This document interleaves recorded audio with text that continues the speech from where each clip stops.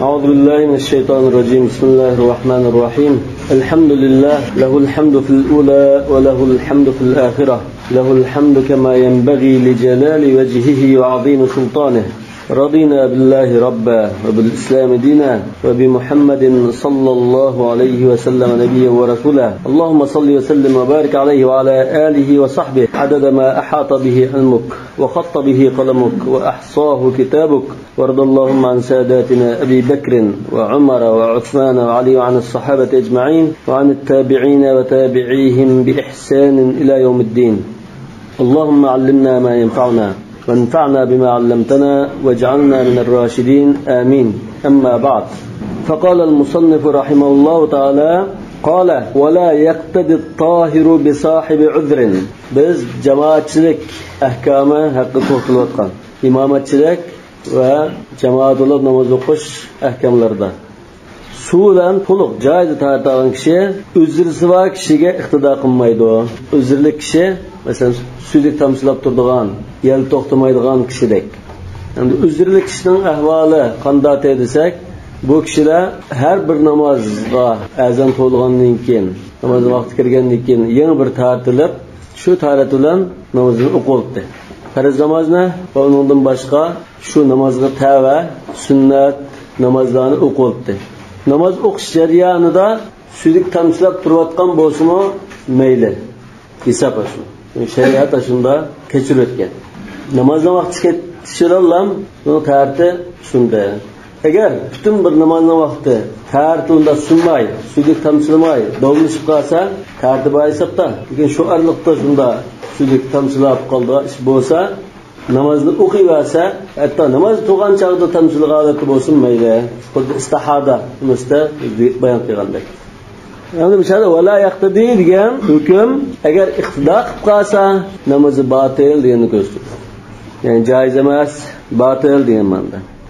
Walal qari'u bil ummi. Namoz ichidagi qiroat rukni farzi ado bo'lgan shaklda qiroat qila oladigan kishi faqat qiroat qila olmaydigan qari turk odamga iqtido qilsa bo'lmaydi. Turk odam namoz o'qib qolgan bo'lsa, ani yaqin ya qari qilgan bo'lsa, qanday qilib turib o'qiydi? O'z oldiga o'qiydi. Hozir turk deganlar azimshada Fatihani qisqa bir surani o'qimagan kishi.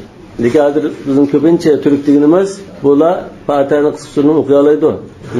Shu ham jinchki endi desak, xuddi masalan yangi musulmon bo'lgan bir so'lab qolsa, u Fatihani bir sura o'rganishdan burun imom bo'lib qolsa, iqtido qiluvchining namozi ashunda o'qiy oladigan kishi bo'lib qolsa, namozi durust emas.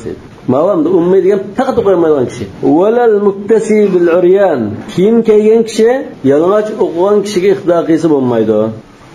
Wala man yarka'u wa yasjudu bil mumi yoki bil mumi. Ruku sajdani joyida qila oladigan kishi ruku sajda qila olmay, masalan, yetib ashunda ishoratlar o'qiydigan odamga iqtido qilsa bo'lmaydi. Walal muftaridu bil mutanaffil. Farz o'qiydigan kishi nafl o'quvchiga iqtido qilsa bo'lmaydi. Yani shu yuqoridagi masalalarda Hanafi mazhab ash hadisga tayangan. Innama ju'ilal imamu liyutamma bih fala taxtalifu alayh. Fala taxtalifu alayh degan so'zdan Hanafi mazhabdagilar bu al-ixtilof baynal imam val ma'mum shakl jihatdan bo'lganidak mazmun jihatdan bo'ladi. Mesela shakl jihatdan ruku sajda qilmaydigan buningda ixtilof bo'ldi-ku. Birisi ruku sajda qilmay sharatlar o'qisa, birisi ruku sajda qilib o'qidi. Bu ikkisi o'xshamadi. Yani mazmun tarafdanmi birisi farz o'qiyotgan bo'lsa, birisi nafl o'qiyotgan bo'lsa, o'xshamaganlik bo'ldi. Ular o'xshamaganlik shaklan ham mazmunan ham o'zicha oladi deb unda bekitdi. Ya'ni qo'shimcha asosi bo'lgan burun bir qatim bayon qildi. Hanafi mazhab ojiz ulning ustiga kuchli materialda qurilish bino qilib bo'lmaydi degan bir qoidani bekitgan. Mush qoida ishadimi ishildi. Va asluhu yamana al-qoida al-mustamirra Mushu babda asas qoida anna salatal muqtadi tubtana yak tambani desek bo'ldi yak tubna desek bo'ldi ala salatil imami sihhatan va fasada iqtido qiluvchining namozi imomning namozining ustiga quriladi. Agar imomning namozi ya'ni ul chataq chiqsa ustiga muqtadining namozini chataq chiqadi degan bir qoida bor. Mishada shu qoidani ishlatamiz deydi. Bundan endi bu mushqayga asosan hech bo'lmasa ikkisi tang bo'lishi lozim. Yani imomning kuchli bo'lmadi degan taqdirdami ustiga qurilgan muqtadining namozi bilan imomning namozi tang bo'lsa yoki muqtadiniki kuchli bo'lsa undan bo'ldi. Liqavlihi sallallohu alayhi vasallam al-imamu damin. İmam kapalatlik qiluvchi Uyg'urchadami zamin degan gap bor. Ay daminun bi salatihi salatal mu'tam. Ya'ni o'zining namozi bilan oxidagi iqtido qiluvchining namoziga kapolatlik qiluvchidir. Va bina'un naqisi alal kamili yajuz. Yani kamrak bir narsani mukammal bir narsaning ustiga qurish joiz. Vel kamili alal naqisi la yajuz. Lekin kamil narsani, kuchli narsani, ojiz narsani yoki kam narsaning ustiga qurish joiz emas. لأن الضعيف لا يصلح أساسا للقوي. Çünkü aciz küçük nasiga ul bulanmaydı. لأنه بقدر النقصان يكون بناء على المعدوم. Çünkü ulda qancha bir kam bo'lib qolsa, ustiga qurgan narsani xuddi kam o'rinning ustiga qursak, bu yo'q narsani ustiga qurgan bo'lamiz. Mesela 4 turik bo'lib qolsa, bir turik yo'q bo'ldi, 3 turik bo'ldi. Üstüge 4 turukli qilib qurilsak, bir turukning o'rni bakavanken bu havoga dastatgandek bir ish bo'lib qoldi deydi. Va annahu muhal, havoga dastatkila mumkin bo'lmagan degan bino qilishga bo'lmaydi deymiz. Nuvayn ibn Mazhabning o'sha qoidasini kalladan o'tkazishga bir tahlil emish o'shanda. Tarzimizga kelganda, bir narsani agar bo'lgan holatda ba mesela Şafii mazhabda ve başka mazhablarda şuna karşı mümkün. Şafii mazhabda nafl o'quvchiga farz o'quvchi, boshqa farz o'quvchiga boshqa farz o'quvchi iqtidoqiz bular. Faqat bulan Şafii mazhabda kusuf namozi o'qigan kishiga farz namoz o'qigan kishi iqtidoqiz bo'lmaydi deydi. Undan boshqa namozda qanday iqtidoqiz bular. Chunki imom bilan muqtadining namozida hech qanday bog'lanishlik yo'q. Bu o'zalda. Faqat shaklan ikkisi o'rtaq ko'rinishda tang ruku sajda berib tang o'qgandek bo'ldi, lekin buning o'zalda. Shuni yuqorqidek masalan ko'pinchisida uning iqtidoqiz bo'ladi dedi. At-tahir bi sahibi uzr, al-qari bil ummi, al-baligh bis sabi, al-muftarid bil mutanaffil, kamil ar-ruku va sujud bil mumi. Mesela ashunda mesela bo'laverdi deydi. Endi o'sha farz o'quvchi, nafl o'quvchi iqtido qilish masalasiga qarasak, Şafii mazhabidagilar Hazrat Muaz radhiyallohu anhu ning hadisini dalil qilib ko'rsatgan. Bu sayyidis. O'sha hadisda Muaz radhiyallohu anhu Rasululloh sallallohu alayhi vasallamning masjidida Rasululloh iqtido qilib xutbani o'qib, undan keyin berib mahallasiga o'zining masjidida imom bo'ldi. U masjiddagilar Hazrat Muaz kapavchi saqlab o'tirib, ba'zi uyqusi kelib, kechgacha ishlab berib ketgan dehqonlar saqlab uxlab qolgan, ba'zi g'udirab qolgan ahvol bo'ldi. Bo'lgandan keyin imom bo'lib, har bir rakatga shunda sur Yusufdek uzun surni o'qib, bir para o'qigan ekan, buning ichidan charchab ketgandan bilsa, bir yangi chiqib, o'zalda namoz o'qib, tugitib ketib aramagan. Ola cemaatla ya Hazreti Muaz kim dese desin bu adam munafiq oldu, Müslümanlar cemaatinin ayrılıp bunu kıldı diyendek yapıp boğan iken bu kişi Resulullah sallallahu aleyhi ve sellem'e şikayet kılıp bağan. Bunda ahval bolup da ben bunda namaz okusam bunu bunda dedi. Diyendeki Resulullah sallallahu aleyhi ve sellem Hazreti Muaz'a sen kişilerini fitneye saldığın kişi mi? Effettenun ente ya Muaz. Kişilerin arasında aciz, yaşangan ve acizlik kısıp kalılı buldu. Ya acetmen başka aldıraş ihtiyacı var kişiler bulup buldu. Şuna sen kişilerin sikâş aciz kişinin kötüralığın şekilde yengilerek namaz okupayken Hella karata bivadduha ve sebbih isme rabbikel a'la mesela. Şu sürülde okusan bulmamdı diyen. Şafi'i mazhabının dalil qilgani Muaz radhiyallohu anhu Rasululloh bilan xutbani o'qigan chaqda farzli o'qib bo'lgan. Endi kelib o'zining jamoatiga ikkinchi qatim xutbani o'qib berishi Hazrat Muazga nisbatan nafla. Xutba o'qimagan jamoatningki o'qishi farz namoz. Undan keyin jamoat hozir nafl o'qigan Muaz radhiyallohu anhuga iqtido qildi mana demoqchi. Hanifi mazhab buning qarta bu kuch dalil qiladi. Seyyidis. Bunun qarta ba'zi javoblarni berib baqqan. Masalan, Rasululloh bilan o'qigan xutbani biz farz deb mo'yalashtirib bo'lmaydi. Rasululloh bilan o'qigan nafla, keyin jamoat bilan o'qigan shu farz bo'lishi mumkin. Nima uchun degan chaqda, hadisning ba'zi rivoyatlarda jamoat bilan o'qigan tatavvu Rasululloh bilan o'qigan maktuba, ya'ni farz dendek rivoyat kelgan bo'lsa, bu shu voqealikni rivoyat qilgan Hazrat Jabirning so'zi. Hazrat Jabir shunda o'ylagan bo'lsin, shunda hisoblagan bo'lishi mumkin. Endi biz buni unda emas deymiz. Nima uchun desa, boshqa dalil bor. Chunki Imom Ahmad Musnadda rivoyat qilgan bir hadisda Ya Muaz, la takun fattanan, imma an tusalli ma'i wa imma an tukhaffif ala qawmik. Ya men bilan birga o'qi, yoki ma'nodagi jamoat bilan o'qib, yengil o'qibagin. Xuddi o'sha odam ikkining birini qil degandek. Buning ma'nosi nima desa, ya men bilan farzni o'qib qo'ysa, bo'ldi qilishing bilan ikkinchi qatim takrar o'qimaysa, yoki jamoatingga farzni o'qib birsa, yengil o'qib birsa.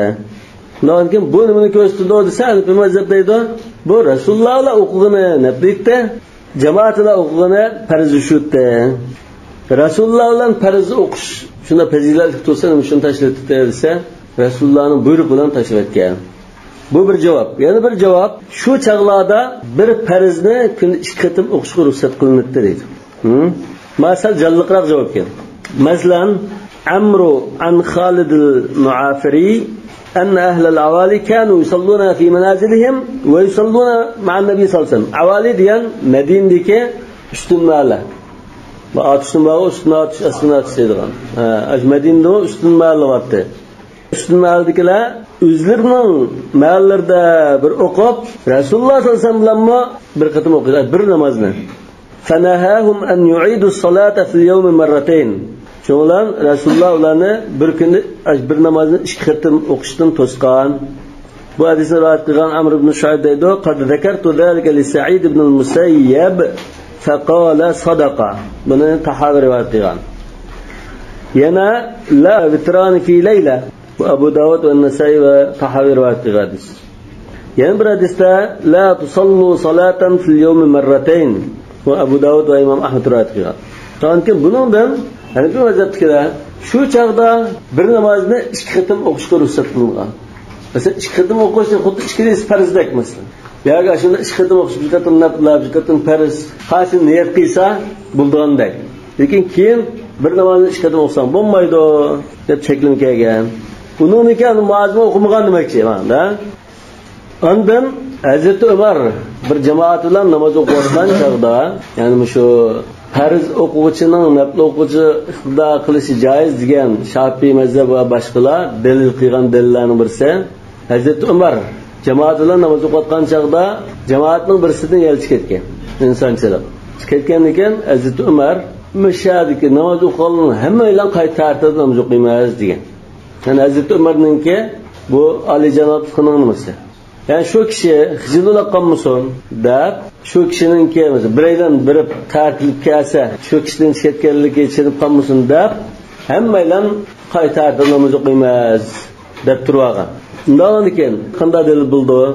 Hazrat Umarning ham jamoatning kimligini uqamasa-ku mujmal to'xtab turdi. Hazrat Umarning o'zining tarsunga. Undan keyin qaytarib ikkinchi qatim o'qishi Hazrat Umarga nisbatan ikkinchi qatim naflitda, shunama. Endi oxirgi jamoatning tarti sunganlarga birinchi qatim o'qig'ini farz ado bo'ldi. Tarti sunib ketgan kishining cho'qim birsamdi. Tarti sunib ketgan kishimi qay tarti qilib Hazrat Umarga iqtido qildi. Hazrat Umar ikkinchi qatim nafl o'qigan. Bu tarti sunib ketgan kishi birinchi qatim farz ado bo'lmagan, ikkinchi qatim farz o'quvchida bu iqtido qilgan bo'ldi. Dalil deb ko'rsatgan. Davomli ekan bu agar farz namoz bo'lib qolsa, ras biraz dalil bo'ldi. Hanifi mazhab deydi, yo'q bu farz namoz ekanligi dalil yo'q. Belki bu taravih bo'lishi mumkin, nafl namoz bo'lishi mumkin. Nafl namoz ya taravih, sunnat namoz bo'lib qolsa, keyin nima qilsa u bir farz o'quvchi, nafl o'quvchi ixtiqam bo'lib qolmaydi. Qanday bo'lmasa, nima shunda ehtimollik bir ahvolamda. Buni aniq nas masalan, menda al-muftarid mutanaffil ixtiqam bo'ldi, aniq bir nas yo'q. Bunda ehtimollik dalili bor. Lekin hamda Hazrat Muazning dalili xilijalliq va istidlolning xilijalliq. Shuni hisob desak, Shafiy mazhab degandekmi, uni so'zlab kengaytib, doirasini yo'g'intishga dalil bo'lolmaydi. Buni nima deymiz? Bu ibodat. İbadette yuhtasar ala mavridun nas. Mushadisda ma'qul bu bir namozni 2 qatim o'qish cheklanmagan chaqda uni hammani qo'yib turaydi. Mushadisda nimaga ruxsat qilingan? Bir masjidning imomi Rasululloh bilan birga o'qigan namoz alohida fazilatli namoz. Rasulullohning oqib turib bir qatim namoz o'qish degan bu bir katta sharaf. Ashunda bir alohida ahvol bo'lsa, masalan biraydanning bir qaraxunning bir ustozi, katta ustozini bizga kep qilib bir cho'ng jamoada namoz o'qib qolsa, ustozning oxirida bir namoz o'qilay, ya qiraatini anglolay deb oxirida turib olib qattidan o'z namoz berib o'qiydigan ish bo'lib qolsa ruxsat. Buningdan boshqa qolgan kishi sunnat o'qiyotgan joyda qolgancha farz o'qidigan kelib ixtido qilganda ahvollar uni ruxsat qilmaydi. Mush ahvolda ruxsat qilamiz, undan boshqa ruxsat qilmaymiz desa shu munosib. Yoki ishtirashning birini tanlagan. İza urifa hada fanaqul. An yuqorqa ulkish bo'lsa, uning ustigandan o'qishini yoki uningdan ajraqini bino qilib degan qoidaga asosan deymizki, halut tahir aqwa min sahibil uzr. To'liq tartag'an kishi, tarti uzri bilan sunib ketmay, yoki uzri bilan mayli yetilmagan kishi, buning tarti uzrli kishining tartidan kuchli. Uzrli kishining asli tarti sungan, lekin shariat uni uzrisi bor deb uni mayli etganda.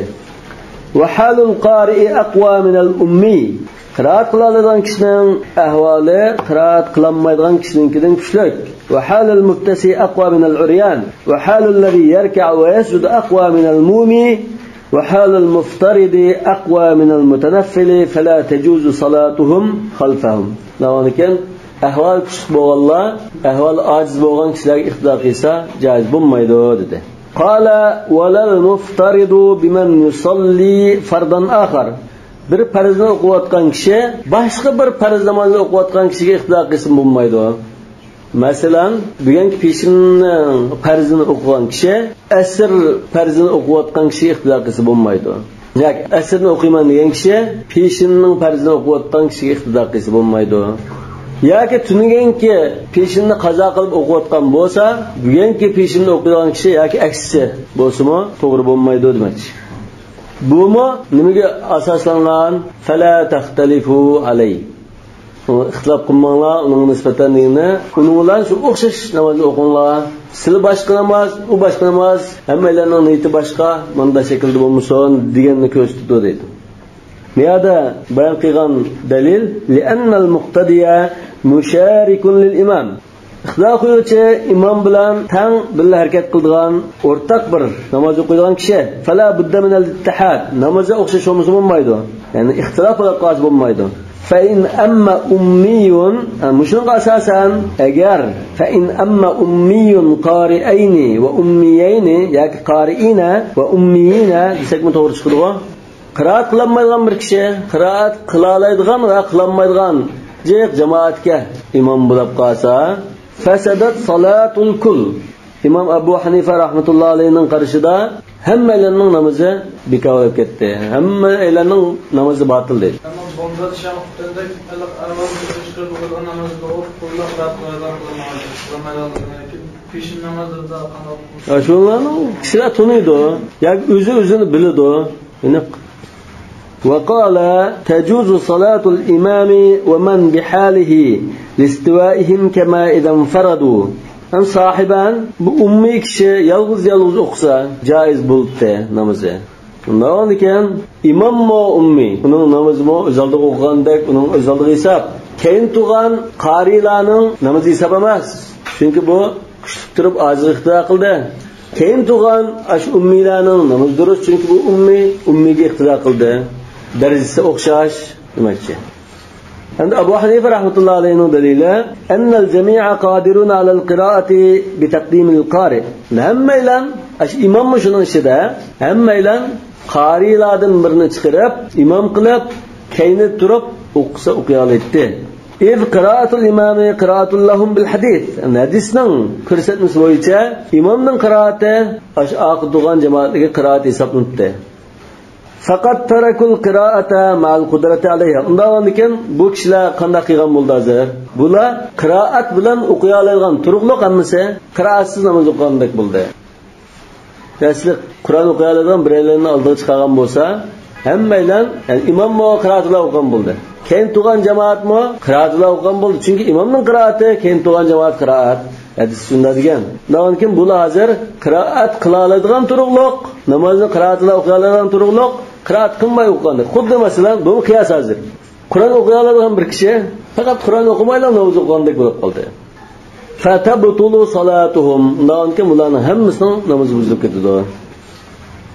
وعلى هذا المشرع أساسا العاجز عن الاتيان ببعض الحروف بعض حرفlarni chiqarmaydigan kishilar Qur'on o'qiy oladi, lekin ba'zi harfni chiqarmaydi.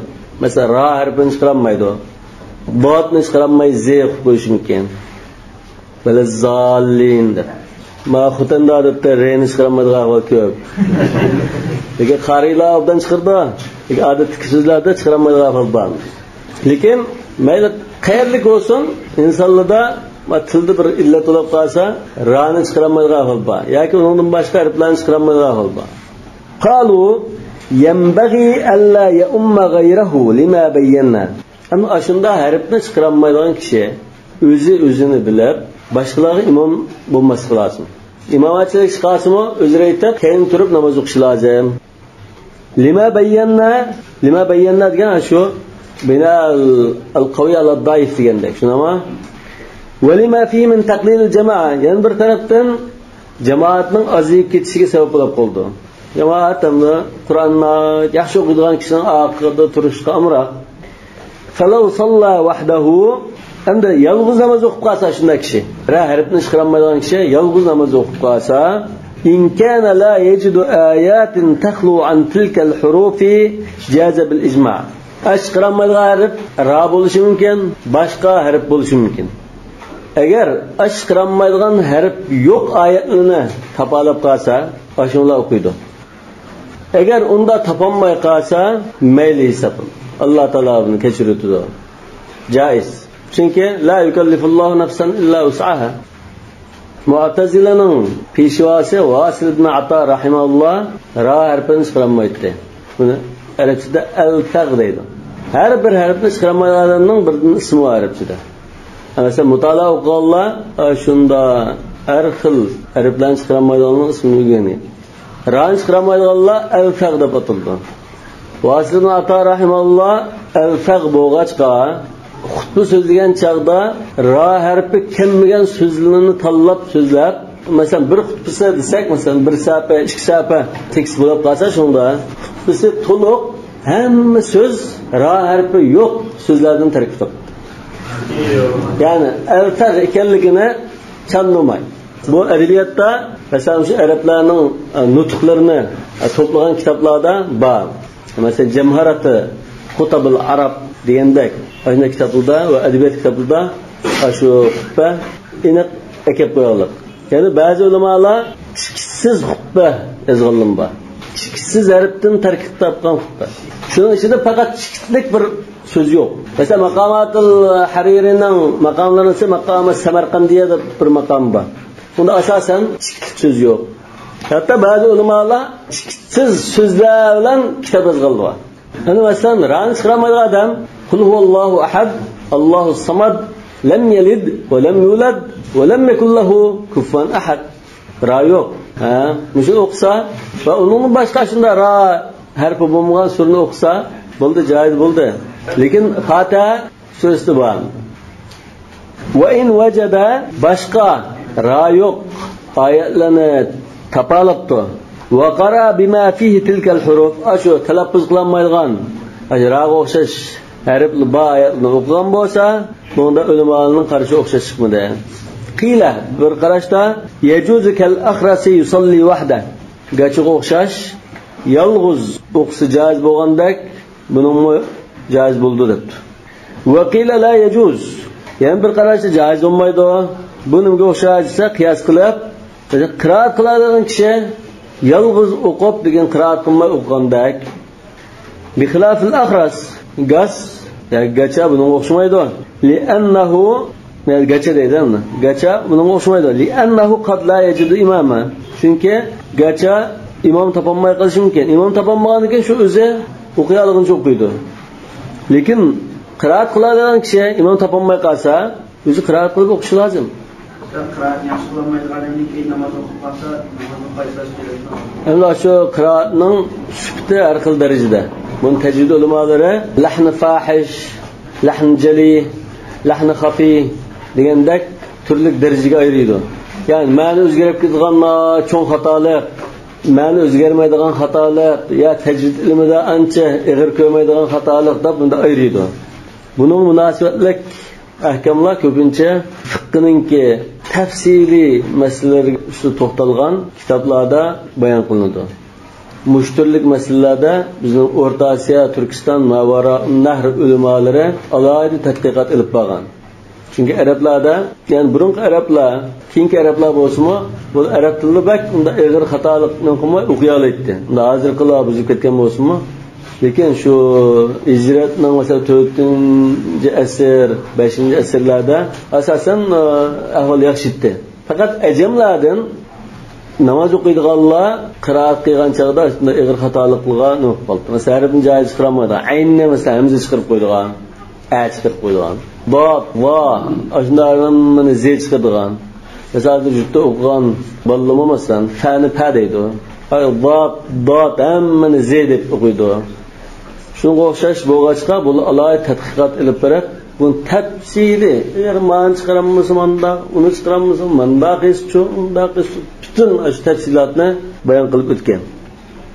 Niyada lekin bak to'xtalmabdi. Buning darajalari bak ko'p endi. Qala va yajuz iqtida'ul mutawaddi bil mutayammim. Tartag'an kishi, suv bilan tartag'an kishi tayammum qilgan kishi iqtido qilsa bo'ladi. Va qala Muhammad la yajuz. Va qala Muhammad degandan yuqoriqqa joiz degan qarashning Shayxonning qarashi ekanligini bildik. La yajuzu li anna at-tayammuma taharatun daruriyyatun ka taharati sahibil uzr. Tayammum bu uzrlik bo'lg'achqa ruxsat qilingan bir tahorat. Bu xuddi uzrlik tuzik to'xtamaydigan kishininkini mayl degandek, mayl deyotganlik. Undan ekan suvda joy tartala olgan kishi tayammum qilgan kishi iqtido qilsa bo'lmaydi. Yani bu xuddi Hanafi mazhabda qiyos qoida bo'yicha mangandek Imom Muhammad. Lekin Shayxon hozir qiyosni tashlab hadisni tutgan bo'ldi. Yani bu mazhabda qiyosni tashlab, undan kuchliroq qiyos yoki hadisni tutsa, unda bo'taydi. استحسان نقطة ولنا يعني للشيخين ما روي أن عمرا ابن العاص رضي الله عنه أجنب في ليلة باردة فتيمم وصلى بأصحابه. عمرو بن العاص رضي الله عنه qo'shinga qo'mondan bo'lib jihad chiqqan. So'q bir kechida junub bo'lib qilib, yunish kerak bo'lib qoldi. Og'rib qolaman deb ansirab, tayammum qiliblam. Tayammum bilan ağın tarihida bütün jangchilarga imom bo'lib namoz o'qib berdi. Summa ukhbira bidalika Rasululloh sallallohu alayhi vasallam. Keyin qo'shin qaytib kelgan chaqda Rasululloh sallallohu alayhi vasallamga bo'lgan voqea so'zlab berilgan chaqda falam ya'muruhum bil i'ada. Namozni qayta o'qinglar deb buyurmadi. Ya'ni shu namoz hisob bo'ldi demakchi. Hazrat Amr ibn al-As radhiyallohu anhudan nima shunday qilding deb so'ragan chaqda havo bak so'qdi. Junsam vag'rib qilib o'lib ketishi mumkin. Alloh taolo Qur'on Karimda va la taqtulu anfusakum degan chog'da Rasululloh kulimsiragan. Ehtiloma. Chunki bu qo'shin bilan jihad chiqqan asosan ayollar yo'q, ya'ni ayolni olib chiqmagan, shuni bo'lib qoldi degan shu. ehtilom bilan bo'lmoqchi. Bo'ldi. Chunki Madinada Misrga o'xshash bo'ldi. Andan men Najd degan masalan Riyod mushu atrofni desa, men Madina ma'bashlarning Tiham deydim. Shu arablarning she'rlarida Kalayli Tihama degan misollari bor. Tihamining kishilerdek, aslında soğuk, aslında dehşetlik degandek. Nəhayət qattiq soğuq bo'ldi. Bumi sahih hadisken. Abu Davud rivoyat qilgan, Imom Ahmad rivoyat qilgan sahih hadisken. وقد تقدم أن التيمم طهارة عند عدم الماء. Yuqorida tayammum va tahorat bablarida tayammum shu tepilmagan chaqda bu tahorat deb muayyanlashtirgan to'q. Lekin bu tahorat deymiz. Ya'ni tahorat yo'qda meldiyatliq degan gap yo'q. Bu shu tahorat. فكان اقتداء طاهر بطاهر. Davom ekan iqtida'ul-tahir bil mutayammim tartiba kishining tartiba kishiga ixtilo qilishidan iborat bo'ldi. Uning bizga aziz kuchli degan gap yo'q. Qala wal ghasil bil masihi. Taharat a'zolarini yuvib tartag'an kishi taharat a'zolarini ma'lum sababdan yuvmay qolgan bo'lib, shuni mas qilib, o'takning ustiga yoki tiniqning ustiga mas qilib tartini olgan kishiga iqtido qilsa bo'ladi. Li'anna al-khuffa yamna wusul al-hadath ila ar-rijl. Chunki o'tak yoki masa taharatsizlikning putqa yetib berishini to'soladi. Va innama yahillu al-hadathu bil-khuffi.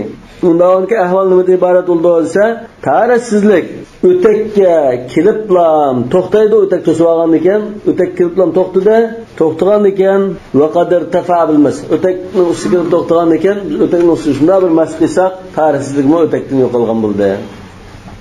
Qala wal qa'im bil qa'id.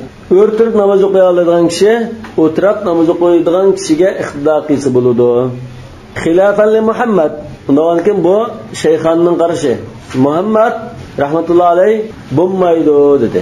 Xuddi ruku sajda qiladigan kishi, ishorat bilan namoz o'qigan kishiga iqtido qilsa bo'lmaydi. Mushum shundoq dedi. Va huwa al-qiyas. Va huwa al-qiyas degani ash yuqorqi masaldimi? Chiqqan qoidaga dal tushudimi shu? Li'anna al-qa'ima aqwa halan. Chunki o'rtirib namoz o'qiydigan kishi, o'tirib namoz o'qiydigan kishidan ahvoli kuchli. Valana endi qiyosni dalil qildi Muhammad. Biz qiyosni tashlab chiqardik. Tamam? Undan bizning dalilimiz nima bo'lmoqchi? Istihson. Istihson degandan qiyosdan jalliqroq dalilimizni o'tirib qo'yish lozim. Annahu sallallohu alayhi vasallam mana hali qiyosdan kuchli dalil ekan hadis. أنه صلى الله عليه وسلم آخر صلاة صلاها قاعدا والناس خلفه قيام. رسول الله صلى الله عليه وسلم آخر قتم o'qigan namozini o'tirib o'qigan, keyingilar o'tib o'qigan. Bu Sahih Buxoriydagi hadis. Rasululloh sollallohu alayhi vasallam qattiq kesilib ketdi. Oxirgi hayotida. Kesilib ketgandan keyin namozga chiqqanmidi? Hazrat Abu Bakrni imom bo'lsin deb buyuribdi. Hazrat Aisha va Hafsa buni bir necha qatim murojaat qildi. Undan Rasululloh 3-qatim ana Muru Abu Bakrin salli bin nas dedi. O Hazrat Aisha bilan Hafsaga fa inna kunna sawahibu Yusuf dedi. Yani kan Bilal radhiyallohu anhu jamoatga chiqib Abu Bakr imom bo'lib namoz o'qiydigan bo'ldi deb buyruqni yetkazdi.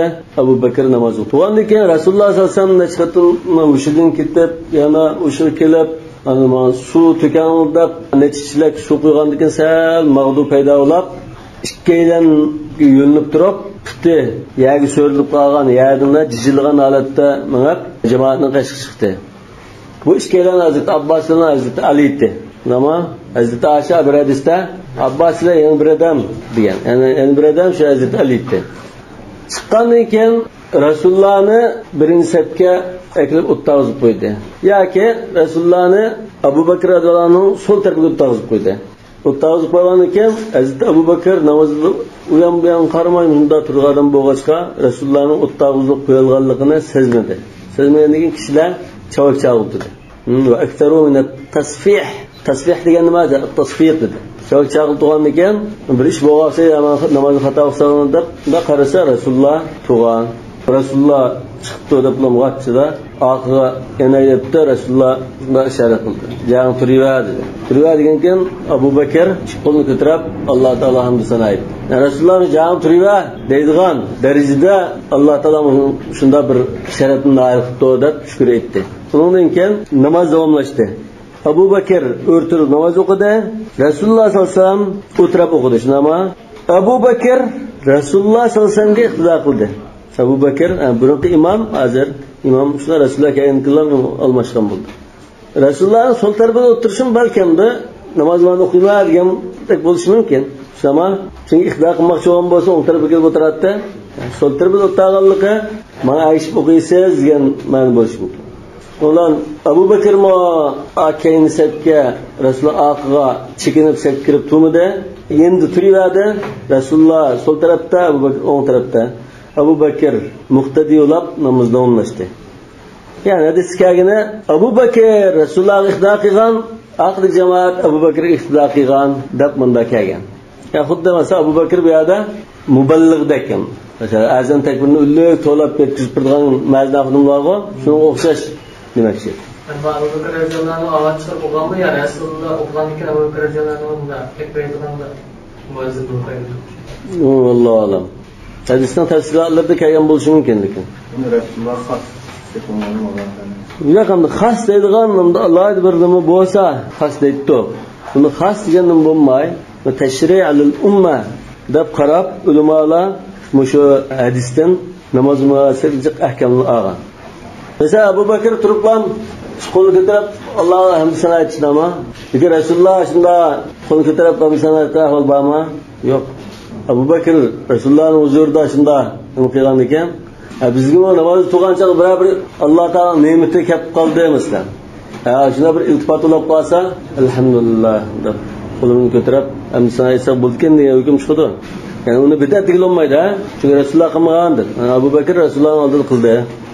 İmamlar hadisde sen de durursan, fırsat durursan da eğer imam oturup sen oturup tutanlar diyen mezmun sayın. Şu keyin Rasulullahning mushi ishi bilan mansublanib ketgan. Rasulullahning bir puti surilib ketibmi, yo uloq tashlayotganmi, puti yo bir nimasi qo'limi bir puti surilib ketib, o'tirib namoz o'qigan chog'da keyindagi jamoat sabr qilib, iqtido qilib o'tirib namoz o'qigan chog'da shu chog'da degan bo'ldi. Yani hadis Rasululloh oxirgi, yani hayotidagi oxirgi 3 kun siz bo'lg'achmadi. Lekin bunda joizlik chiqdi deydi. Yani mushu hozir hukm olganlik nomasi. Mana Hanifi mazhab hukm olib bilan kendi tug'alli o'rtirib o'qigan bo'lsa, o'tirib o'qigan kishiga iqtido qilish bo'ldi. Hatto Hanifi mazhabning, garchi Hanifi mazhabning qarashida ahvol kuchlidan, ahvol ojizidan iqtido qilish bo'lmaydi degan bo'lsa-mu, lekin ma Seyyidisning oldida o'zining qoidasini ko'rib tashlab hadisga amal qildi. Mana unday emas, hadisga qattiq amal qilish deymiz. Mana va bi mithlihi yutrakul qiyas. Ana mushunda Seyyidis kelib qolsa, hech qanday ehtimollik yo'q. Uning sanadida ojizlik, unda bir nima yo'q, illat kelmagan. Bunda Seyyidis kelib qolsa, qiyasdan cho'ritmas. Davomlashtirgan. Kaga yerdan davomlashtirgan. Allohu alam.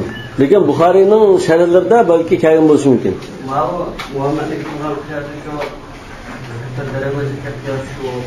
Burun biz qoida bekitdik-ku. Kuchni ojizning ustiga turg'ilib bo'lmaydi dedi. Va yana bir masalada o'rtirib namoz o'qiy oladigan, ruku sajda qila oladigan kishi ishorat bilan namoz o'qiydigan kishiga iqtido qilib bo'lmaydi degan. Lekin bu yerda qoid bo'lgan bilan qoid o'tgan kishi ruku qila oladi deydi. O'tgan kishi bunda 45 daraja egilsa ruku qilgan bo'ladi. Chunki ar-ruku al-inhina dedi. Sajda qilishda o'tgan kishi sajda qila oladi. Ruku sajda joiz bo'lgan bo'ldi deydi. Qala wal mutanaffil bil muftarid. Nafl o'qigan kishi, farz o'qigan kishi itlaqisi bo'ldi. Li'annahu ad'afu halan wa bina'u al-ad'afi 'ala al-aqwa jaizun wa li'annahu yahtaju ila niyyati asl as-salah wa huwa mawjudun bi khilaf al-aks. Yani al-mutanaffil nafl o'quvchi namoz degan narsaga niyat qilish bor shuningda. Agar aksi bo'lib qolsa, bu yerda namozga iqtido qilishga bir niyat lozim, ya'ni farzga iqtido qildim degan yana bir niyat lozim bo'libdi. Mana, li'annal muftarida yahtaju ila niyat asl salat. Aksi bo'lib qolsa, muftarid nafl o'quvchiga iqtido qilmoqchi bo'lsa, namoz o'qiyman degan bir niyat bo'lishi kerak. Yana uning qitib, uning ustidan farzni o'qiyman degan bir niyat bo'lishi lozimdi. Va annahu ma'dumun fil mutanaffil. Nafl o'qigan kishida farzni o'qiyman degan niyat yo'q. Qala va man alima anna imamahu ala g'ayri taharatin a'ada. Imami taharatsiz namoz o'qidi deb bilgan kishi namozini qayta o'qiydi. Chunki yerda imomning namozi bilan jamoatning namozi chetishliq. Shunami? Hanafi mazhabda. Chunki bizning diyorimizda Rossiyaning shpullari yurtimizga kelib 20 yil, 25 yil imom bo'lib turib, xizmat oyoqlashgan chog'da, ketilgan chog'da jamoatga 20 yillik namozlarni qayta o'qilinglar, men sizga tarixsiz namoz o'qib bergandim deb qo'yib ketgan. O'shani bir mazhab bo'yicha. Yana bunda ahvol bor. Masalan, Shafiy mazhabda ba'zi o'rda tarix sunmaydi. Ba'zisini qiz tarix sunmaydi, ama Hanifi mazhabda sunadi. Masalan, qan chiqib, joyidan halqib ketib qolsa, oqsa, Hanifi mazhabda sunadi. Shafiy mazhabda sunmaydi. Endi Hanifi mazhab Shafiyning tarixini badamda yo'q deb qaramdi. Yo'q deb qaraydi. Yo'q deb qaragandan keyin Shafiy mazhabdagi bir kishi qan chiqib, surti tutib namoz o'tirgan bo'lsa, o chaqda buni ko'ga adam ixtido qilmasi lozim yoki keyin shunda bo'lganligini uqqan bo'lsa, bu Hanifi namozni qayta o'qishi lozim deydi. Lima bayyana anna salat al-ma'mum muta'alliqatun bi salat al-imam sihhatan wa fasada. Ikkisi namozi chetishliq. Imomning joyida bo'lsa, keyingi jamoatning namoz joyida bo'ldi. ولهذا المعنى يلزم المأموم سهو الإمام. Chetishlikning dalili nima? Chetishlik ekanligining alomatlari nima desa, masalan, chetishlik bo'lg'achqa imom saysa qilgan bir ishni qilib qolsa, keyin turgan jamoat qilmadi masalan. Keyin turgan jamoatning sahvi sodir bo'lmadi, lekin imomning sodir bo'ldi. Shunda ahvolda imom saysa qilsa, oxir turgan jamoat bu saysa qilishi lozim. Yo'q, men qilmagan uni. O'zlari qilganlar gatiroldilar shu. Tan qildi. ويكتفي بقراءته لو أدركه في الركوع. مثلا ركوعه ulguysa shu bir rakat ulgugan bo'ldi-ku. Rukuga ulguysa imom shu qiroatni qilib qiyamda turgan chog'da endi ruku qilgan. Keyin kelgan kishi qiroatni anglab boqmadi, qiroatni qilib boqmadi, shunda kelib ham rukuga inishib turdi. Shunami? Shu chog'da bir rakat hisoblam to'g'ri hisoblaymiz. Bunda bu kishi qiroat qilmadi-ku, muqtadi hozir qiroat qatnashmadi. Qiroat qilmagan hisobda bo'lsa, yo'q, imomning u kelmagan chog'da imom qilgan qiroat, ashun qiroat etdi. Hech kim chetishmagan, chetishlar. Va idza kan mutaalliqatan bi salatihi tafsudu bi salatihi. Undan keyin bu chetishlik degan ekan biz imomning buzilib ketib qolsa, jamoatning buzilib ketadi. Lekin muallimda mazmun kelgan qanday to'g'ri taslarga xato to'qasilgan degan oldu. Namozning sirtida tomosha qilgan yo aroq ichgan bir imom ekan deydi. Shu imomga ixtiyo qilsanglar, namozni joyida o'qib qo'ysa, namoz bo'ldi. Lekin ularning namozning sirtida qilgan nashan ishlari u o'ziga degandek. Bu shu fasq amirlar qilgaga disqo'yim. Ular fasq bo'lsa-mu, unda ixtiyo qilinglar, ularning fasqligi o'ziga degan. Qala ويجوز أن يفتح على إمامه إمام براءة تبمي قاسا ياك خطأ قويسا ياك آيات أقيم مجم ترب قاسا لقم ساس بلو دوري يعني جائز أنا أدوكم يعني كمزت جائز ميلي ده جائز ده أما شو لقم سرشلان لقم ساغوچنن نماز بزرگ etmeydi demekçi. Lokmanı ağan imamın namazı bozuk etmeydi. La yafsudu salatul fatihi vel imam demekçi. لقوله صلى الله عليه وسلم إذا استطعمك الإمام فأطعمه. إما خنم سند لقمة talab qilib qolsa, loqma seppaga degan mushadisga asosan dedi. Mushadis aciz. Asli bu Hazreti Ali radhiyallohu anhuning so'zi bu. Hadis da'ifun marfu'an va sahihun mawqufan. Endi bu shu loqma silashning hukmi nima degan masalada ulamoning 8 xil qarashi bor. Mush 4 mazhab egilari va boshqalar 8 xil qarashga bo'linib ketgan. Mesela kıskısı da ilip etsek, hükmül fethü alel imam fihi 8 akval. Birincisi, yecibul fethu fil fatiha ve yustahabbu fi gayriha. Fatiha'da lokma silish vacip, başkasında sürelerde mesela. Lokma silish mustahab diyen. Bu Şafii mezhebinin karışı. Hanbali mezheplerden mi bir xil rivayet var. Bunu Şevkani tanıgan qarash. İkinci qarash yecibu fil fatiha ve yecuzu fi gayriha. Bu Maliki mezhebinin qarışı ve Hanbali mezhebinin meşhur qarışı. Bazı tabi'inden mi rivayet kılıngan. Üçüncü qarash yecuzul fethu fil fatiha ve gayriha. Fatiha'da olsun, başkası olsun, lokma silish caiz. Vacip emas. Mana biz hozirmish ixtiyorda o'qigan qarash shu. Hanifi mezhebinin meşhur qarashi shu. Bu Hanbali mezhebten bir rivayet. Dördüncü yecuzul fethu fil nafilati dunal faridan. Nafil namazda lokma silish bo'ladi, farz namazda bo'lmaydi degan qarash. Bu Hanbali mezhebte bir qarash. Beşinci yecuzu fil nafli ve fil faridati fil fatihati fakat. Nafil olsun, farz olsun, Fatiha bilan lokma silish bo'ladi. Bu Hanbali mezhebte bir qarash. Yecuzu iza atala sukut. Uzun jim turib ketib qolsa lokma silish bo'ladi, bo'lmasa lokma silish bo'lmaydi. Bu Hanbali mezhebte qarash. Yettincisi yukrahul fethu mutlaqan. Lokma silish makruh. Nafilda olsun, farzda olsun, Fatiha'da olsun, surada olsun. Bu Hanifi mezhebteki bir qarash.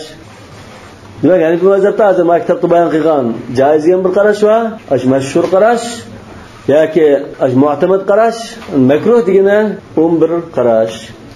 Bu qarash yana Şafii ilmida ba'zi ulamolar, Hanbali ilmida ba'zilar tanlagan. Bu yana Savrining, Sha'bining, Naxaining, Qadi Shurayhning qarashi. 8. qarash yecuzul fethu fil fatihati duna gayri. Fatiha'dan başqasida lokma silish bo'lmaydi degan qarash va İmam İbn Hazm yana Hanbali'dan İbn Aqil tanlagan qarash. Mana mana qarasanglar Hanbali mazhabdan 6-7 qarash bor. Hanbali mazhabdagilar 6-7 qarash bo'linib ketgan. Hanifi mazhab 2 qarash bo'linib ketdi, Şafii mazhabning 3-4 qarash bo'linib ketdi. Yani yuqorqi dalil ojizdir, lekin Hazrat Alidan sahih kelgan. Lokma silish bo'ldi deydigan ba'zi hadislar bor. Masalan, an Abdullah ibn Umar radhiyallohu anhu anna Nabiy sallallohu alayhi vasallam salla salatan faqara fiha falubisa alayhi. To'xta topolmay qoldi, zikr qildi. Falamman sarafa qala li Ubay ibn Ka'b asallayta ma'ana? Sen bizning namoz o'qiganmisan, bayatan. Degan chaqda qala na'am. Qala fama mana'ak? Nima qilib o'qisamidamasa? Bu Abu Dawud rivoyat qilgan hadis. Albani rahmatullohi alayhi sahih debdi. Sevdigan bo'lsa-mu, hadisda illat bor, ya'ni ojizlik bor. Chunki ulamolar, qattiq tashviga ulamolar imomga lokma silish haqida kelgan hadisning hammasi ojiz, hammasida illat bor degan. Lekin hadisni Shayx Albani saydida. Yana bir hadisda Anil Miswar ibn Yazid al-Maliki qala shahidtu Rasululloh sallallohu alayhi vasallam yaqra'u fi as-salati fataraka shay'an lam yaqra'uhu faqala lahu rajulun ya Rasulullah tarakta ayata kada wa kada faqala Rasululloh sallallohu alayhi vasallam halla azkartaniha. Asli qo'ysam bo'lmamta yoki lokma sab qo'ysam bo'lmamta degan. Bu Abu Dawud rivoyat qilgan hasan darajadagi hadis. Shayx Albani hasan degan bo'lishi mumkin. Lekin bunda illat bor. Yani ulamolar, yani jaiz dedigan ulamolar, ya mustahab bo'ldi degan qatordagi ulamolar Sahih Buxoriyga unda bir hadisni dalil qilib ko'rsatgan. Innama ana basharun mislukum ansa kama tansawun fa idza nasitu fadhakkiruni. Bu Buxoriy rivoyat qilgan. Undan keyin unutib qolsan asbonlar degan namozning boshqa faoliyatlarda bo'lsin, qiroatda bo'lsin, hamma o'zicha oladi demoqchi. Lekin bu namozga xos deb bunday nima qilish natija masala. Bu umuman bir bo'lishi mumkin. Yani namazdan başka faaliyetlerde ise kıraat ucuna çekirdi desek anda delil buldu. Lekin seyyid ismi var. Anda Enes radıyallahu anhu dedi kunna neftahu alel e'immeti ala ahdi Resulullah sallallahu aleyhi ve sellem. Resulullah sallallahu aleyhi ve sellem zamanında imamlarga lokma salıp doğdu. Bu aciz. Lekin sahabe kiramlardan mesela izastat'amakel imamu fa'at'amu diyendek Hazreti Ali'den keldi. Yana Abdullah ibn Umar radıyallahu anhu'dan keldi. Osman radıyallahu anhu'dan geldi. Abu Hurayra radıyallahu anhu'dan geldi. Ashab-ı kiramdan kelgan bo'lg'achqa Hanifi mazhab da dalil qarab jaiz degan qarashni tanladi. Ba'zilar mustahab vojib degan qarashni tanlaganlar bor. Chunki vojib deganlar boshqa mazhablardan Fatihada bo'ladi.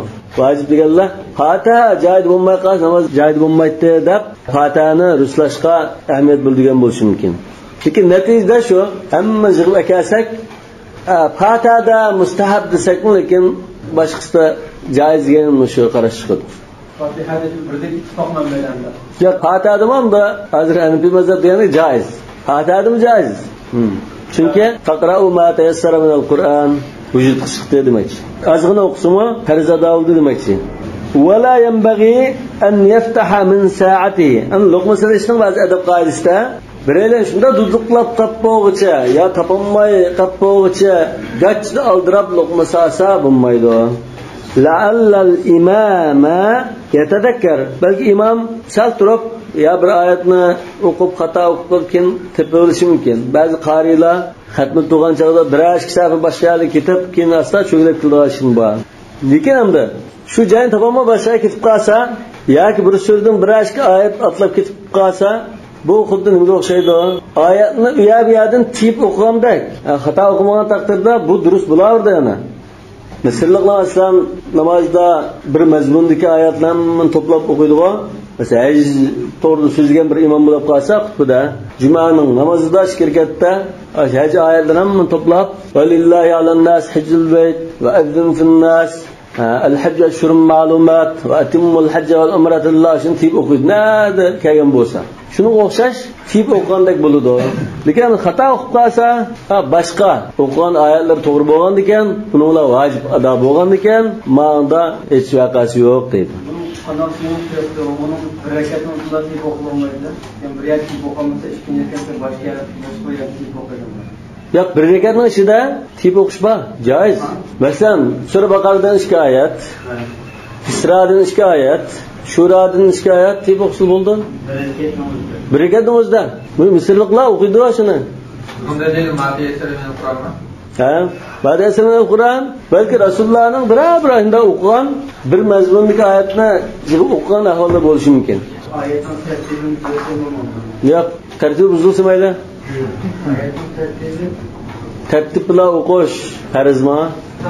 Eng yuqori bo'lsa sunnat bo'ldi. Sunnatni ado qilmay joiz bo'ldi deymiz. oyatlarni bilmasa aytib Yo'q, lekin kishilar namozda shunda o'qigan chog'da jamoatga xutba so'zlagan mazmunni, ya'ni namozda turibmi, ya'ni ta'kidlab yetkazman deb xutba so'zlagan mazmundagi oyatni o'qiydiganlar bor.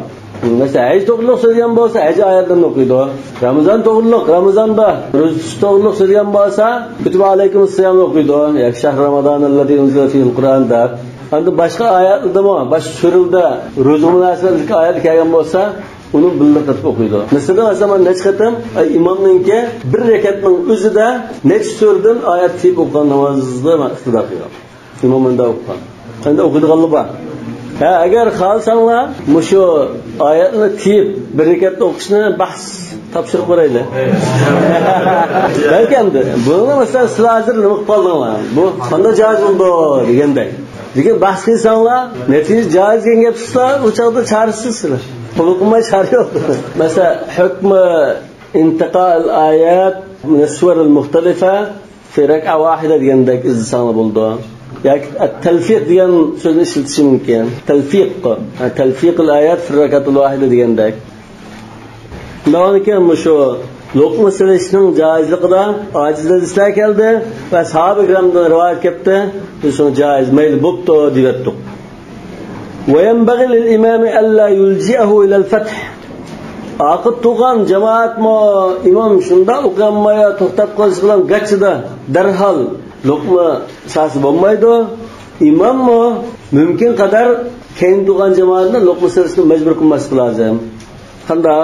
Mana fa in kana qara'a miqdara ma tajuzu bi salatu yarka. Namozning vojibi ado bo'lgan sura Fatihani o'qidi, bir kichik sura o'qidi yoki 3 oyat miqdori o'qib bo'lgan bo'lsa, 5 oyat o'qib, 6 oyat o'qib, undan keyin bir joyda to'xtab qolgan bo'lsa, luqma sasini deb saqlab turmay, Alloh akbar deb rukuga bir qilyapti bo'ldi. Yana ravon o'qiy oladigan, duduqlab qolmaydigan, to'xtab qolmaydigan surani bilib turib, masalan, duhani, izazulzani qatqiq o'qiy oladigan surani. Unda turib, ba'zan sura Shu'aradan, Huddan boshlab olsa, duduqlab qoladi, undan keyingi kishi luqma silishga majbur bo'lgan. Navaniga shu o'zi o'qiy oladigan, ya'ni ravon o'qiy oladigan, ya'ni o'qsin. Endi shunda miqdorda joiz bo'lgan miqdorda o'qib bo'lgandan keyin topolmay qolsa, garchi ruku bordi yoki bir chora topolmagan uyani o'qimay boshqa so'rdan bizdan o'qib kesib bo'ldi. Masalan, Van-Nazi'atni boshlab o'qib berimga kelgan chaqda to'xtab qoldi deylar. Luqma oltida o'qilmay, garchi Abasayni boshlab o'qib kessa bo'ldi. Ya'ni 1,5 sura o'qigan bo'ldi. Chetaq yo'q. 2 surani jam qilsa bo'ldi-ku. Qala va in fataha ala ghayrihi fasadat salatuhu. Yani bir namozni o'qiyotgan kishi, namoz o'qiyotgan kishi ala g'ayri degan boshqa bir jamoatda namoz o'qiyotgan bir kishiga, yo o'zi yolg'iz namoz o'qiyotgan bir kishiga, u namozda, men bu namozda, bu ular namoz o'qiyotibdi. Masalan, sunnat o'qiyotsam, kechib qolgan to'bashaylar yo'da birisi imom bo'lib qiroat qilib, xutbani o'qiltidimi? Men namozda sunnat o'qiyotgan odam imomning qiroatini anglab, juda to'xtab qolganini yo topolmay qolganini qilib, vaqtida luqma sab qo'ysam, fasadat salatuhu. Luqma sağıçının namaz buzuldu. Xatolashqa immoqulum mening luqmamni olsa, uning buzuldi. Mana li'annahu ta'limun va ta'allum. Yani mazhab shu luqma sanishni shunda ojiz islam, masalan shunda sahobadan kelgan asarlar batirib mustahab demagina, shunga asosan mustahab demagan. Chunki bu asli ruxsat qilinmagan ish bu. Bu namoz turib bir Qur'on o'rgangandek bir ahvol bu. Qur'on o'gitish va o'rganishdan iborat. Qanday desa, masalan, luqma silishga muhtoj bo'lib qolgan kishi, men oyatning oxirini topolmadim deb bergan bo'lsa degandek. Luqma salgan kishi bu oyatning oxiriga mavo deb bergan, davomlashtiring degandek. Bu ta'lim va ta'allumda iboratdir deydi. Va huwa qiyas fi imamihi. Asli o'zining imami luqma yeydigan chaqda luqma sab qolsa, asli qiyas bo'yicha ikkilisining namozi buzilishi kerak deydi. İlla anna taraknahu bima rawayna. Bu nima iborat? İstihsan. Qiyas shundati. Imomga luqma salsam, ikkilaylarning buzilishi kerakdi. Ya'ni ta'limun va ta'allum. Lekin biz rivoyat qilgan shu hadislar va sahobadan kelgan asarlarga tayinib turib, ammo qiyosni cho'rib tashlab asarga amal qildim. Bu istihsan. Va fi islahu salatihi, yana bir tarafdan imomining namozi, bu kishining namozining to'g'ri bo'lishi chetishlik qo'yg'achqa, agar imomi luqma sanmagan taqdirda masalan namozda tez joyida bo'lmagan bo'lib qolsa, bu o'zining namozini joyida qilish uchun imomi luqma silish kerak bo'lib qoldi. Lekin boshqa odamning namozi mening namozim bilan chetishlik yo'q. Buni nima ko'ram demak. Endi maktabda demadi. Namoz o'qimagan bir kishi, namoz o'qiyotgan birisiga luqma sab qolsa, bo'lamdi. Luqmani olib qolsa, namoz o'quvchining namozi buzilib ketadi. Ya'ni bu mazhabda. Ya'ni u ta'allum. Aksi bo'lib qolsa, namoz o'qiyotgan bir kishi, birisi namoz o'qiyotdi. Va o'g'li masalan Qur'on takrorlab, Qur'on qarab o'tirib, Qur'on o'qiyotgan bo'lsa, bir oyat topolmay qolgan bo'lsa, namoz o'qiyotgan chaqda, masalan, "Valillahi alan-nas hajj" deb to'xtab qolgan bo'lsa, namoz o'qiyotgan kishi "Valillahi alan-nas hajjul bayti man istata'a ilayhi sabila" deb luqma sapadi. Qur'on o'qib, shu oyatni bilan o'qidim namozda. Masalan, u yerda ham tip o'qisa bo'ldi dedi-ku, bo'ldi. Lekin namozning sirtidagi bolasida luqma sapagan bo'ldim.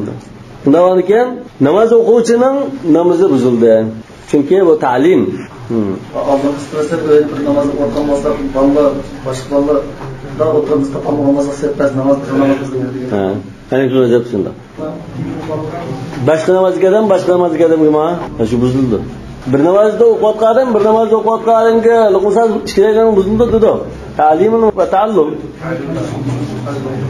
Luqma sa'adan luqma sa'adan buzildi. Amma sa buzilmaydi. Asa buzildi. Yo'q, shu luqma sa'uchining buzildi. Kim shu ta'lim qilgan bo'lsa, shuni buzildi. Kim ta'allum qilgan bo'lsa, shuni buzildi. Aldan balsada tayyadan buzilmaydi. Buzildi dedi. Nafli farzga o'xshash, ya'ni bir mazhabning qarshiga o'xshash. Tarovihda ba'zi birinchi qo'shildi-ku. Ya tarovihda tug'anda bir mazhabdan chiqib turib qilganishim bu. Mayli bo'ladi. Masalan, ko'pincha qizlarning xatmida o'tishida bo'lib qilishi mumkin. Keyin turadigan qiz qarixini bo'lmasa, dadisi qizning keyinda tursa joiz bo'lmaydi. Undan qanday qildim bu chora? Bir yerda yanda dadisi Qur'onni ichib o'tirib, qizi o'qiyotgan bo'lsa, bir yerda to'xtab qolsa deb turdi. yoki shunda ixtiloqli ayolni bo'lib qo'yib ya hayzda bo'libdi masalan namoz o'qiy olmaydigan holat bo'lsa ayadi bo'lsa deb deymiz mana qilsa mayli deymiz. Bu Qur'ondan da chiniqtirish uchun qilgayish. Lekanda ashini chiniqtirish zo'rta desak, namoz hisob bo'lmadi buzib ketdi degan taqdirda nablig'o. Nabli bo'lgandan keyin namoz buzib ketsa, namoz o'qimagan hisob bo'ldi desakmi, ziyon tortgan bir ahvol yo'q. Lekin Qur'on takrorlanib, shurvog'ini qiladi. Bu tarafdan mayli. Lekin namozni buzib kirgan tarovih yo tahajjud namoz buzib ketdi ekan, men bunda ziyon tortmay deb qolsa, o'sha o'qimas qiladi.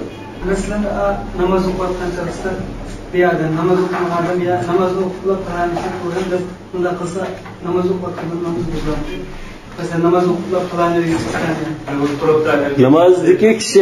namozdagi kishiga birering gap qilib ketsa-ma, namoz buzilmas chunki unda u bizga qildigan ish yo'q. Ya qisman bu namozni bir qildigan ish yo'q-da endi. Quliqqa kirib qoldi u. Majburdan foydalangan bo'ldi. Xuddi masalan namoz tursa ish qilsa, biz ish qilgan oldiki namozdan sabirdan qo'ldan ichayotgandek bir ish. Namoz turgan kishi bo'lsa Qur'on o'qitib, bir narsani ifodalamoqchi bo'lib boshqalarga bir gap qilsa masalan, ya Musa xudil kitaba bi quwwa deb qo'ysa, ishni bundaqa demoqchi bo'lsa, balki hamda. Masalan, adabiyotda o'qigansa al-mutakallima bil Qur'on, Javohirul adabda butun gap so'z Qur'ondan gap qilgan bir ayolning voqealigi bor. Ma'vo o'xshamaydi. Nima uchun? Bu namozning isloh uchun qilgan ishlar. Namozning foydasi uchun, namozning joyida bo'lishi uchun yordam bo'lgan ishlarni qilish ruxsat. Ruxsatni to'liqlash uchun bir ishga qadam chiqimizga yoki keyingi dajib bir ish bo'ldi. Imom tarsin kasb biraylarni chiqarib qo'ydi. Shunga o'xshash ishlardan namozning manfaati uchun bo'lgan ishlar bo'lib qolsa durust. Sanda rivoyatim bor. Ya'ni bir qadam nima bo'lib qolsa kech bir plan. Chunki ishni qilg'ivasa namozdir tutilib ketadi, bu hamda nafl namoz bo'lishi mumkin. Farz namoz emas. Namozning manfaati uchun qilgan ishlar joizdir. Qala va man uhsira anil qira'ati aslan faqaddama ghayrahu jaza. Yuqorqi ahvol qira'at xato ketib, topama boshqa oyatni o'qib ketgandek bir ahvolda, ma'vamda og'ziga hech qanday oyat kelmay, tintas to'xtab qolgan. Mesela dallin amin dedik-ku. Degandan keyin bir sura o'qiy desam, hech qanday sura kamida aytilmas. Xuddi masalan 10 ming odamning oldida shunda mikrofon shunda gap qilaysanlar, deb to'xtab qolgan. Ashuna ahvol bo'ldimi? Hech qanday sura iskamay to'xtab qoldi. Yoki masalan qiroat qilib endi alhamdulillah boshlaysa alhamdulillah kamida. Bunda bo'lib qolsa, taqaddama g'ayru jaz. Kendikining birisini ta'kidlab o'rniga chiqarib qo'ysa, u o'qib ketsa joiz bo'ldi dedi. Va qala, ya'ni bu yuqorqi Abu Hanifaning qarashi. Sohiban debto la yajuz li'annahu nadir. Chunki bu kam uchraydigan ahvol. Fala yuqasu ala mawridun nas. Mawridun nas degan shu ojiz hadislarda yoki Albani Sayyidga hadislarda sahoba kiramning asarlarida keldi-ku. Shunda namozda xato ketib qolgan yoki ezib ketib qolgandek ahvollarga buni qiyos qilmaymiz. U odat xato o'qib qolish, ezib ketish, bir oyatni topolmay qolib boshqa otlab ketish bir ko'p ko'rilgan ahvol. Lekin hech nima o'qiyolmay tintas to'xtab qolish kam uchraydigan ahvol. Shuni buni qiyos qilmaymiz debdi. Valahu Imom Abu Hanifaning dalili anna al-istihlaf al-illat al-ajza an at-tamam. O'rniga tasdiqlash degan to'liqlab o'qishga ojiz kelganlikdan bo'ldi. Vaqad vujida. Bunda ahvol tepildimi? Tepildi. Wala musallimannahu nadir. Bu kam uchraydi deyishga biz unmaymiz. Bu xili ko'p uchrashi mumkin. Walau qara'a ma tajuzu bihi as-salatu la yajuzu bil ijma'. Yuqur qilsa faqat endi namoz joiz o'g'ida hech nima o'qiyolmay qolgan ahvolda maylidir. Lekin namoz joiz o'g'ida miqdorda Fatihani va bir surani o'qib bo'lgandan keyin yoki Fatiha va 3 oyat o'qib bo'lgandan keyin oyog'ini topolmay tintas to'xtab qolsa, bu chaqda qadaqli rukuga borish kerak. Boshqalarni ta'qib chiqib avormaslik lozim. La yujuz bil ijma' degan bi ijma'i thalatha al-imam va sahibayn. Qala وإن قنت إمامه في الفجر سكت. أن بمدتا قنوت أقش يوقته أنا في مزت ومن سقلم كتكن بقرغان أن إمامه شافي مزت كبر إمام وأنا في مزت كشي إمام بوغان أهول دا بمدتا قنوت دواش أقده أقصى كينك جماعت يعني هنفي جماعت قندا قلدو دسا jim turdi. Hanifi mazhabda tanlagan qarash shu.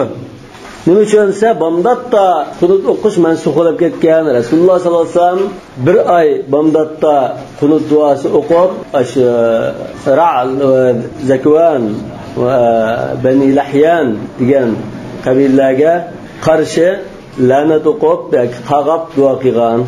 Keyin bo'ldi qilgan.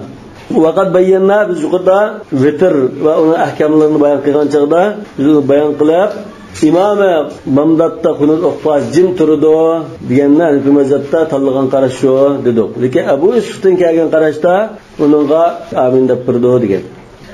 Vallohu a'lamu bis-savab. Subhanakallahumma va bihamdik, ashhadu an la ilaha illa anta, astaghfiruka va atubu ilayk.